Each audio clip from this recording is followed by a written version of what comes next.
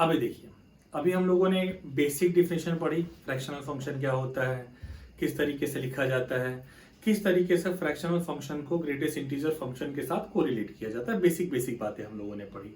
अभी हम लोग बात करेंगे कि प्रॉपर्टीज ऑफ फ्रैक्शनल फंक्शन क्या होगी। कुछ प्रॉपर्टीज की यहां बात करेंगे कि प्रॉपर्टीज ऑफ फ्रैक्शनल फंक्शन क्या होगा। देखिए, बहुत आराम से समझिए कि प्रॉपर्टी ऑफ फ्रैक्शनल फंक्शन हम क्या क्या पढ़ेंगे यहाँ पे। जैसे पहली प्रॉपर्टी जो हमारी आएगी, सर पहली प्रॉपर्टी क्या कहती है? देखिए, पहली प्रॉपर्टी बच्चों ये कहती है कि फ्रैक्शनल ऑफ एक्स को मैंने लिखा है x minus greatest integer of x, या जरूरत पड़ने पर मैं लिख सकता हूं कि x equals to greatest integer of x plus fractional of x. ये जो तुम्हारी होती है, ये होती है properties of fractional part function की। ठीक है, कि पहला प्रॉपर्टी है फ्रैक्शनल ऑफ एक्स को मैं लिख सकता हूं x minus greatest integer of x, और एक्स को मैं लिख सकता हूं बेटा greatest integer of x plus fractional of x. ये सबसे पहली प्रॉपर्टी होती है। ठीक, दूसरी प्रॉपर्टी के बारे में यहां बात की जाए, दूसरी प्रॉपर्टी के बारे में मैं ये बताना चाहता हूं कि अगर कभी ऐसा आ जाए कि if fractional of x equals to n where n belongs to any integer। बात समझिएगा, अगर फ्रैक्शनल ऑफ x n के इक्वल आ जाए और n की वैल्यू कोई भी क्या हो, इंटीजर हो। देखो एक चीज मैं ये समझाता हूं, जैसे अब तक जो भी मैंने वैल्यूज ली हैं, जैसे बेटा मैंने वैल्यूज क्या ली, मैंने लिया 8.6 लिया, मैंने 8.6 को सॉल्व करके बताया कि भाई बेटे 0.6 आएगा। अगर मैं अभी आपसे पूछूंगा कि अगर मैंने सिर्फ इंटीग्रल वैल्यू ली होती 8, तो इंटीग्रल वैल्यू लेने पर क्या होता है बच्चों, अगर 8 लेते तो सीधे आंसर होता 0। क्यों? क्योंकि 8 को हम लिख सकते हैं बेटा 8.0, यानी ये सिर्फ कितना देगा 0। अगर निगेटिव में भी रहा, निगेटिव में रहा -9, तो -9 रहा तो जाहिर सी बेटा बात है कि इसको लिख सकते हैं -9.0, यानी ये वैल्यू हमेशा 0 देने वाली है। अच्छा, ये बात तो ठीक है सर कि ऐसे मेरे पास आ गई वैल्यू की इतनी वैल्यू होनी चाहिए, लेकिन पहले देखते हैं कि अगर n इंटीजर का केस ना हो तब क्या होगा। कि अगर फ्रैक्शनल ऑफ एक्स n हो और जहां पर n इंटीजर का केस ना हो, इस पर हम लोग डिस्कशन यहां पर करेंगे। अब इस n के बारे में ना एक खास बात आपको समझनी है बच्चों, आपको ये ध्यान रखना है कि n भले इंटीजर ना हो, लेकिन ये जरूरी होना चाहिए कि n की जो वैल्यू है वो हमेशा 0 से लेकर के हाफ के बीच में ही आनी चाहिए। किसी और वैल्यू पर ये आंसर देगा नहीं, ये आपको बहुत अच्छे से समझ लेना है। क्यों? क्योंकि फ्रैक्शनल ऑफ एक्स सिर्फ और सिर्फ किसके इक्वल हो सकता है, 0 से हाफ के ही इक्वल हो सकता है। अब यहां देखिए यही समझना है, ठीक है, कि अगर फ्रैक्शनल ऑफ एक्स की वैल्यू 0 हो जाए तो x की वैल्यू क्या होगी, तो x की वैल्यू होगी कोई भी इंटीजर। आप चाहे कोई भी इंटीजर रख लीजिए, हमेशा जो x की वैल्यू है वो क्या होगी बेटा, वो इंटीजर ही होगी। अच्छा, और अगर बच्चों यहां समझिए, अगर फ्रैक्शनल ऑफ x की वैल्यू 0 नहीं है, फ्रैक्शनल ऑफ x की वैल्यू 0 नहीं है, लेकिन जो भी होगी बेटा वो 0 से हाफ के बीच में ही आएगी, ये समझ लीजिए। इस कंडीशन में x कोई भी रियल नंबर हो सकता है मगर इंटीजर नहीं होगा। अगर fractional of x equals to 0 आ जाए तो x तुम्हारा क्या होगा बेटा, इंटीजर होगा। क्योंकि आप देखिए, मैंने फ्रैक्शनल ऑफ 8 लिया 0 आया, मैंने 8.0 लिया बेटा तुम्हारा 0 आया, मैंने -9 लिया ये तुम्हारा देखो 0 है। मैं कोई भी इंटीजर रख रहा हूं तो फ्रैक्शनल ऑफ x हमेशा कौन से बेटा वैल्यू दे रही है, 0 वैल्यू दे रही है। लेकिन मेरे बच्चों मेरी थोड़ी बात समझिएगा, अगर फ्रैक्शनल ऑफ x 0 के इक्वल नहीं है तो x जो है हमेशा all real number except integer आएगा। लेकिन ये बिल्कुल ध्यान रखिए कि जो भी वैल्यूज आएगी वो देखना बेटा 0 से हाफ के बीच में ही आएगी, उसको छोड़ करके वैल्यूज नहीं आ सकती हैं। अच्छा, ये तो दूसरी बात हुई, ठीक है सर। फिर तीसरी प्रॉपर्टी समझिए, तीसरी प्रॉपर्टी क्या कहती है कि अगर फ्रैक्शनल ऑफ x में हमने ग्रेटेस्ट इंटीजर लगा दिया, ठीक है, समझिएगा। अगर हमने फ्रैक्शनल ऑफ एक्स में ग्रेटेस्ट इंटीजर लगा दिया, इसकी वैल्यू हमेशा ही जीरो होगी, चाहे एक्स कुछ भी हो, एक्स कोई भी रियल नंबर हो जाए, हमेशा इसकी वैल्यू जीरो ही आएगी। सर कैसे? इसको मैं एक एग्जांपल से आपको एक्सप्लेन करके दिखाता हूं। अगर हम एक एग्जांपल लेके देखते हैं, सपोज कीजिए एक हमने ग्रेटेस्ट इंटीजर का, अगर हमने ऐसे लिया होता इंटीग्रल वैल्यू 8 और ऐसे ले लिया, तो 8 की वैल्यू क्या देती है बेटा? 8 की वैल्यू तुम्हारी दे देगी बेटा, ये फ्रैक्शनल है तो ये जीरो दे दिया, और जीरो का ग्रेटेस्ट इंटीजर बेटा जीरो ही आएगा। और अगर मैंने ले लिया 8.6, तो 8.6 बेटा क्या वैल्यू देगा? 0.6, और 0.6 का जब हम ग्रेटेस्ट इंटीजर लेने जाएंगे तो ये जीरो दे देगा। तो ये हमेशा ध्यान रखिएगा कि greatest integer of fractional of x की जो वैल्यू है वो हमेशा किसके इक्वल आती है बच्चों? जीरो के इक्वल आती है। अच्छा सर, अगर इसमें अगर बेटा मेरे पास ऐसी वैल्यू आ जाए कि सर इस बार ग्रेटेस्ट इंटीजर ऑफ एक्स पहले आ गया और फ्रैक्शनल बाद में आया, तब भी ये जीरो ही देगा, चाहे तुम कोई भी रियल नंबर रख के देख लो। कैसे सर? कैसे? देखिए समझिए, अगर मैंने ले लिया ग्रेटेस्ट इंटीजर ऑफ 8.6 और इसका मैंने ले लिया fractional part, so greatest integer of 8.6 क्या दे देगा बेटा? 8, और ये क्या दे देगा? 0। इसी तरीके से अगर मैंने कोई इंटीग्रल वैल्यू ले ली होती, जैसे अगर मैंने 8 ही ले लिया होता, तो ये मुझे क्या दे देता? सिर्फ 8 दे देता, और इसकी वैल्यू हमेशा क्या हो जाती बेटा? 0 हो जाती। तो इस तरीके से हम लोग ये 1, 2, 3 और ये 4 प्रॉपर्टी हमने सीखी। मैंने पहला यही बताया कि फ्रैक्शनल ऑफ एक्स की वैल्यू जो होती है वो होगी x minus greatest integer of x, और x equals to greatest integer of x plus fractional of x। Okay, अगर फ्रैक्शनल ऑफ x n है और n इंटीजर नहीं है, तब भी n की वैल्यू बेटा 0 से हाफ के बीच में आनी चाहिए। मैंने अलग से एक्सप्लेन करके दिखाया कि अगर फ्रैक्शनल ऑफ x 0 है तो x कहीं ना कहीं कोई इंटीजर ही होगा, क्योंकि मैंने दिखाया यहाँ पे कि अगर हमने 8 लिया होता तो 8 को बेटा मैं 8.0 लिख सकता था, और 8.0 का तुम्हारा कितना आएगा? 0 आएगा फ्रैक्शनल पार्ट।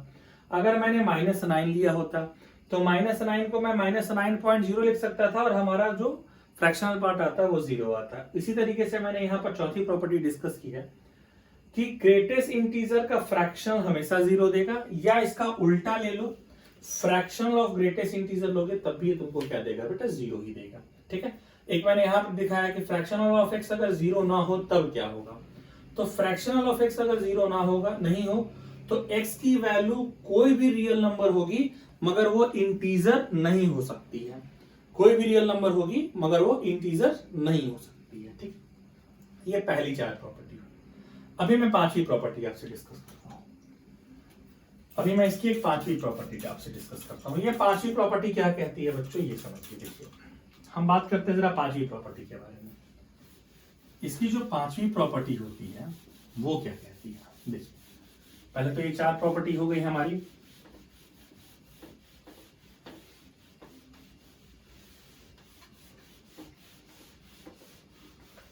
देखो बच्चों, 5वीं प्रॉपर्टी क्या कहती है? बहुत इंपॉर्टेंट प्रॉपर्टी में से एक प्रॉपर्टी है 5वीं प्रॉपर्टी। सर 5वीं प्रॉपर्टी क्या कहती है, इसके बारे में हम लोग डिस्कस करेंगे। हमारी 5वीं प्रॉपर्टी ये कहती है कि अगर मेरे पास ऐसा आ गया, बहुत इंपॉर्टेंट प्रॉपर्टी है ये, fractional of x plus N या minus N, whatever it is, तो ये वैल्यू हमेशा फ्रैक्शनल ऑफ एक्स ही देगी। बस कंडीशन ये होनी चाहिए कि एन कोई ना कोई नेचुरल नंबर हो। समझिएगा फिर से, fractional of x plus minus n equal to fractional of x होगा। एन यहां पर कोई भी नेचुरल नंबर हो सकता है। जैसे आप एक एग्जांपल से इसको एक्सप्लोर करके देखिए। अगर हमने लिया कि fractional of x plus minus 1, तो हम इसको क्या लिखेंगे? Fractional of x. मुझे +1 या -1 से कोई भी इंपैक्ट नहीं आएगा। हाँ, कब? जब ये तुम्हारा क्या है बेटे? नेचुरल नंबर है। जैसे आप देखिए, समझिए, अगर मैंने ले लिया होता fractional of 8.6 plus minus 9, plus 1 लेता या माइनस 1 लेता, तो अगर मैं पहले प्लस 1 लेके दिखाता हूं, एक बार फिर माइनस 1 लेके दिखाता हूं, तो आप देखिए समझिए, अगर आप 8.6 प्लस 1 लेंगे तो ये मुझे क्या देने वाला है, ये देने वाला है 9.6, और 9.6 की फ्रैक्शनल वैल्यू क्या आ जाती है 0.6। तो जाहिर सी बेटा बात है कि अगर मैं 8.6 का सिर्फ फ्रैक्शनल अगर निकालता तो वो वैल्यू भी तो क्या आती बेटा, कहीं ना कहीं मुझे 0.6 ही देती। इसी तरीके से 8.6 माइनस 1 ये क्या हो जाएगा 7.6, और 7.6 का भी फ्रैक्शनल वैल्यू हमें क्या देने वाला है बच्चों 0.6 ही देने वाला है। तो ये पांचवी प्रॉपर्टी है। इस पर एक बहुत बढ़िया सवाल बनता है और ये आपको लगभग सारी किताबों में मिलता है। और वो क्वेश्चन क्या है, उस क्वेश्चन को मैं यहां लिखता हूं। देखिए वो क्वेश्चन ये कहता है कि if y equal to greatest integer of x plus fractional of x plus r upon 200, यहां समेशन का साइन रहता है और r 1 से लेकर के 200 तक जाता है, ठीक। Find dy by dx, find dy by dx, और कभी कभी इंटीग्रल ऑफ y dx भी पूछ देते हैं, ठीक। ये मतलब ऐसा क्वेश्चन है ना जो आपको लगभग हर बुक में, हर मटेरियल में, हर जगह पर ये क्वेश्चन ऐसा आपको एक लिखा हुआ मिलता है। और ये क्वेश्चन ना कभी ये 200 की बजाय 2000, 4000, 5000 भी जा सकता है। कभी ईयर के वाइज जाते हैं, जैसे अगर ये ईयर 2020 है तो यहाँ 2020 लिख देगा, 2021 है तो 2021 लेगा, और इसको भी यहाँ के पर उसके अकॉर्डिंग ये बनाता है। बहुत अच्छे से समझिए इस क्वेश्चन को। देखिए आपको इसके लिए क्या करना होता है, बहुत बेसिक बेसिक जो हम लोग चीजें पढ़ते हैं, हम लोग उन बेसिक चीजों की बात करेंगे। देखिए बच्चों, y है ग्रेटेस्ट इंटीजर ऑफ x है। अब देखिएगा r मेरा 1 से लेकर के कहां तक है 200 तक, ये हो जाएगा fractional of x plus 1 plus fractional of x plus 2 plus dot dot dot fractional of x plus 200। जैसा कि आप देख सकते हैं, क्योंकि हमारा जो r है ये 1 2 से कहां तक गया है 200 तक। अपॉन में बेटा क्या है मेरे पास, अपॉन में मेरे पास है 200। y की वैल्यू क्या हो गई greatest integer of x plus, अभी देखिएगा fractional of x plus 1, fractional of x plus 2, dot dot fractional of x plus 200। ये देखिए 1 2 3 या 200 तक जितने भी नंबर हैं, ये सारे के सारे जो नंबर है बेटे वो नेचुरल नंबर है। और ये प्रॉपर्टी देखिए क्या कहती है कि अगर आपने कोई भी नेचुरल नंबर ऐड किया है या सब्सट्रैक्ट किया है, कोई इंपैक्ट नहीं आएगा, सिर्फ वो इंडिविजुअल फ्रैक्शनल ऑफ x हो जाएगा। यानी ये हो गया फ्रैक्शनल ऑफ x, ये भी हो गया fractional of x, up to ये कितने टाइम्स हो गया 200 टाइम्स हो गया, ठीक है। अपॉन बच्चे 200 हो गया। So y equal to greatest integer of x plus 200 times of fractional of x divided by 200. So this will cancel out. It will give greatest integer of x plus fractional of x. और ये value क्या होती है greatest integer of x plus fractional of x, ये बेटा देता है x, पहली प्रॉपर्टी। और अब जब ये x आ गया तो आप चाहें इसका dy बाई dx कर लीजिए, क्योंकि x का डेरिवेटिव कितना हो जाएगा बेटा 1। आप चाहे इसका डबल डेरिवेटिव, आप चाहे डबल डेरिवेटिव नहीं, क्या पूछा गया इंटीग्रेशन पूछा गया है, आप इसका इंटीग्रेशन कर दीजिए x dx, ये आपको क्या दे देगा x स्क्वायर बाई 2, ठीक। एक चीज इसमें और आप पहले समझ लीजिए, प्लस c यहां लिख दीजिए। एक चीज और आप इसमें पहले समझ लीजिए, और हम उसके बाद जो बात करने वाले हैं ना वो बहुत इंपॉर्टेंट क्वेश्चंस की बात करने वाले हैं। तो पहले एक चीज मैं बता देता हूं यहां पे कि graph of fractional part function क्या होगा, ठीक है। तो देखते हैं बेटा जरा कि ग्राफ क्या होता है। इसके ग्राफ में भी ना बहुत सारी चीजें छुपी रहती हैं और बहुत सारे क्वेश्चन लग जाते हैं, नहीं सिर्फ फंक्शन के बल्कि इंटीग्रल में भी हाई लेवल के क्वेश्चंस आते हैं, तो वो बहुत इजीली सॉल्व हो जाते हैं। इनका ग्राफ देखिएगा, इनका ग्राफ कैसा होता है वो समझिए।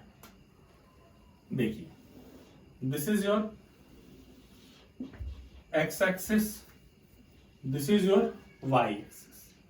देखिए 0 1 2 3 -1 -2 -3। अभी आप देखना, और यहां पर एक लाइन ड्रॉ कर दीजिए 1।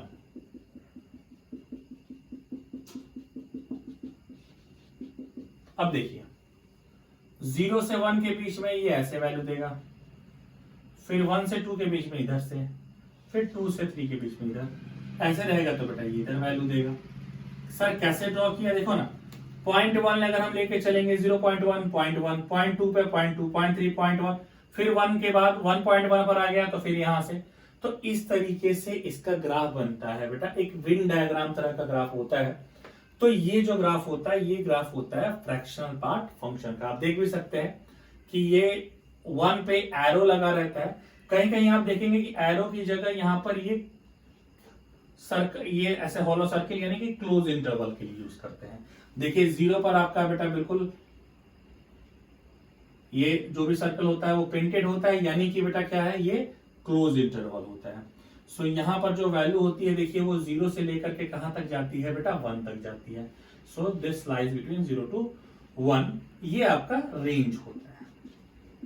अब सर इस ग्राफ में कौन सी बहुत इंपॉर्टेंट चीजें आप बताने वाले थे वो देखिए, समझिए। पहले इस ग्राफ का अच्छे से स्नैप ले लीजिए। तो इस ग्राफ में बहुत इंपॉर्टेंट चीज जो मैं बताने वाला था वो ये बताने वाला था कि बच्चों अगर तुम इसको यहां से मिला दो, तुम अगर इसको यहां से मिला दो, एंट्रेंस का बहुत सुंदर सा एक क्वेश्चन बनता है, बहुत बढ़िया क्वेश्चन डिजाइन होता है यहाँ पे। अगर इस ग्राफ को ना बेटा आप यहां से मिला दीजिए तो आप बिल्कुल अच्छे से देख पाएंगे कि ये सारे एक ट्राइंगल बन रहे हैं, जितने भी हैं सारे के सारे बेटा ना एक ट्राइंगल बन रहे हैं। देखिए बहुत सुंदर। और क्या, ये भी 1 ये भी 1, सो कितना हो जाएगा बेटा, हाफ इंटू 1 इंटू 1, हाफ आ गया। सब जितने भी है देखिए हर एक का एरिया, हर इंडिविजुअल का एरिया जो है वो कितना आएगा, हाफ ही आएगा। इसी तरीके से अगर n ट्राइंगल्स बन गए तो ये n/2 हो जाएगा। ये ध्यान रखिएगा। एक बहुत बेहतरीन क्वेश्चन डिजाइन होता है कि 0 से n fractional of x dx where n belongs to any natural number, आप सीधे लिखिएगा। इसका मतलब क्या हो गया कि n/2 डायरेक्ट लिखेंगे। क्यों, क्योंकि मुझे कितने ट्राइंगल्स मिलने वाले हैं, n ट्राइंगल्स। अगर कोई सिंपल इस पर पूछे सर फ्रैक्शनल ऑफ x 0 से 3 इंटीग्रेशन कितना देगा, डायरेक्ट बेटा फॉर्मूला लगा दीजिए, सर 3 ट्राइंगल बनने वाले हैं, क्या आपका हो जाएगा 3/2। सो ये जो है ना, ये इस ग्राफ की एक बहुत खास बात होती है। और यहां पर भले ये काम नहीं आता, बट जैसे आप एंट्रेंस लेवल में जाते हैं, जैसे आप एंट्रेंस लेवल में क्वेश्चन लगाने जाते हैं तो इस तरह के क्वेश्चन आते भी हैं। ये वाला तो काफी इंपॉर्टेंट है। इस वाले पैटर्न पर बेटा मेंस में कई बार क्वेश्चन पूछे गए हैं कि 0 से n fractional of x dx क्या होगा। कई बार मेंस का काफी ही इंपॉर्टेंट क्वेश्चन रहा है। इसको डायरेक्ट अगर आप याद रख सकें तो बहुत अच्छी बात है। बस ये ध्यान रखें कि जो n होने वाला है वो हमारा क्या होने वाला है, वो n हमारा होने वाला है नेचुरल नंबर होने वाला है। ठीक है।